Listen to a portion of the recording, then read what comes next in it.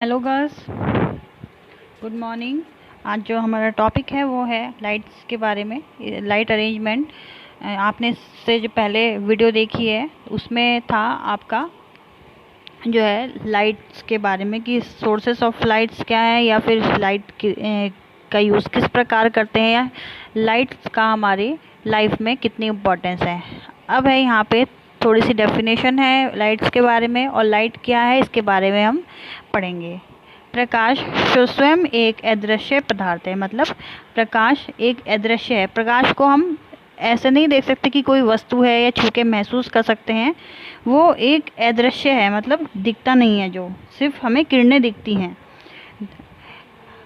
उसे हम किसी वस्तु पर पड़ते उसके प्रतिबिंब से देख सकते हैं। अगर वो किसी वस्तु पर पड़ेगी, जैसे आपकी जो है लाइट है, जब वो किसी वस्तु पर पड़ेंगी तब हम उनकी छवि उसमें देख सकते हैं। यह एक तरह की ऊर्जा है। ये क्या है? एक तरीके की सोर्स है या फिर एनर्जी है जो हमें दृष्टि देती है। देखिए गर्ल्स, इसमें क्या है, ये क्या कह रहा है, जो प्रकाश है एक स्वयं अदृश्य पदार्थ है। मतलब हम प्रकाश को देख नहीं सकते हैं जब तक वो किसी भी प्रतिबिंब पे, मतलब किसी भी वस्तु पे या धरती पे या पेड़ पे ना पड़े, या फिर जैसे आर्टिफिशियल लाइट होती हैं घर में, वो हमारे रूम में जब तक हम उन्हें जो है चालू ना करें तब तक हम उन्हें नहीं देख सकते हैं। और ये एक तरीके की ऊर्जा है, सोर्स है, जिससे कि क्या मिलती है, हमें एनर्जी मिलती है जो कि हमें दृष्टि देती है, मतलब जिसके थ्रू हम देख सकते हैं। और तब हमें किसी वस्तु अथवा दृश्य को देख पाते हैं। और तब क्या होता है, जब हमें ऊर्जा मिलती है तो तब हम क्या होते हैं, किसी वस्तु को हम देख सकते हैं अंधेरे में। किसी वस्तु पर जो प्रकाश परिवर्तित होता है उसको ग्रहण कर प्राय आँख उस वस्तु को देख पाती हैं। जब किसी भी वस्तु पर प्रकाश जो है पड़ेगा तब जो हमारी आँखें हैं उसको ग्रहण कर लेंगी उस प्रकाश को और उस वस्तु को देख पाएंगी। प्रकाश स्वयं अदृश्य होते हैं, यह केवल साधन होता है।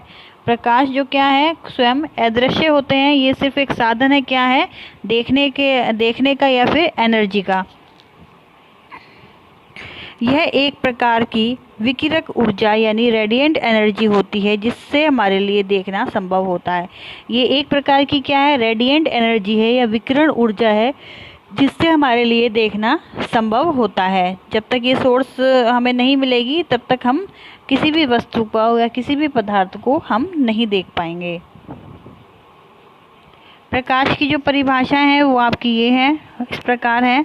फर्स्ट है आपका अलेक्जेंडर ने दी थी एक परिभाषा। सो अलेक्जेंडर के अनुसार या अकॉर्डिंग टू अलेक्जेंडर, प्रकाश वातावरण का ऐसा तत्व है जो प्रत्येक मानव को प्रभावित करता है।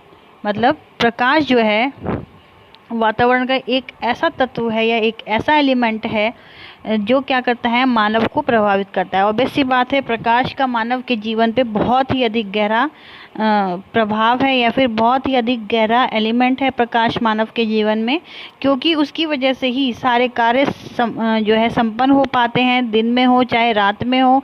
दिन में आपका जो है नेचुरल लाइट रहती है हमारी सन की, जो कि क्या है पेड़ पौधों के लिए भी बहुत ही ज़्यादा आवश्यक है। तभी अगर पेड़ पौधे जो है उन्हें लाइट मिलेगी सन की तो ही वो बड़े होंगे। जो हमारे पेड़ हैं उनके लिए आपका एक तो लाइट, सूर्य की, और पानी, दो चीज़ मोस्ट इम्पॉर्टेंट रहती हैं जिनके बिना वो आगे ग्रोथ नहीं कर पाएंगे। तो जो और फिर अगर ग्रोथ करेंगे, जो खेती है वो भी हमारी जो है प्रकाश के थ्रू ही संभव हो पाती है। अगर प्रकाश नहीं होगा तो खेती भी संभव नहीं हो पाएगी, जिससे कि क्या होता है, खेती अच्छी होगी तो मानव के लिए भी अच्छी बात होती है। तो प्रकाश जो है क्या है, मानव को प्रभावित भी करता है।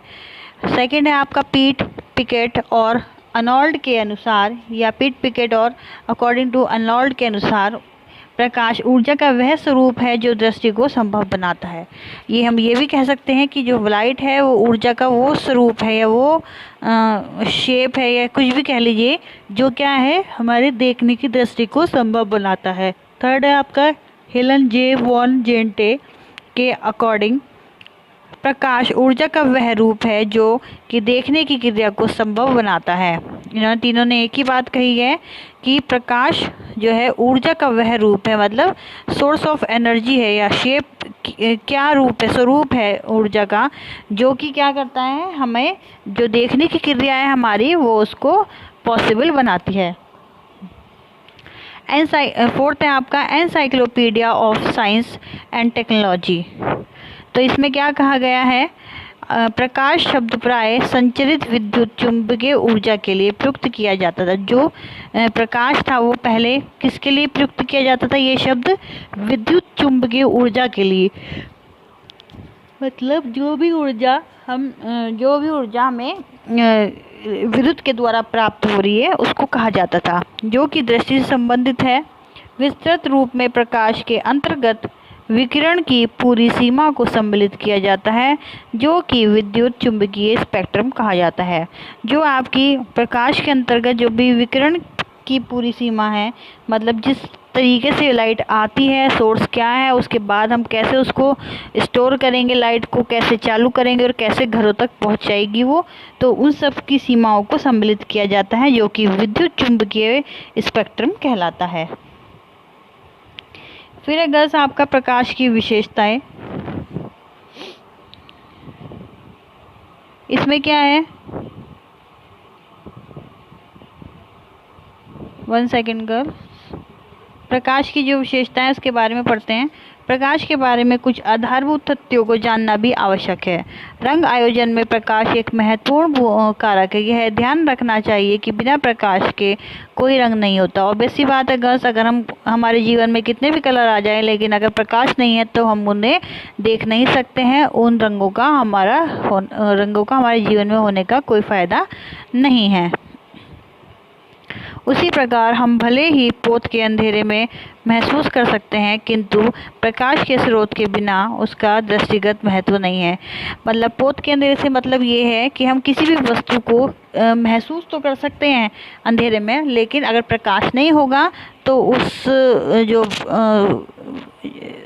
जो चीज़ है, कोई भी वस्तु है, उसका कोई महत्व नहीं है, क्योंकि उस पर प्रकाश की रोशनी नहीं पड़ेगी।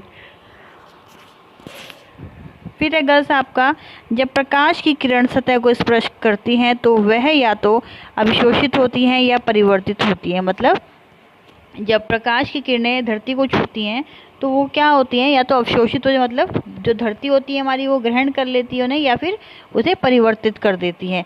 उस पदार्थ का रंग व पोत जिस पर प्रकाश की किरण गिरती है वह उसके परावर्तन के गुण को निर्धारित करता है। मतलब जिस पदार्थ पे भी किरण गिर रही हैं तो उसका जो परिवर्तन के गुण हैं वो किस पे निर्धारित करता है, वो उसके परिवर्तन पे निर्धारित करता है कि अगर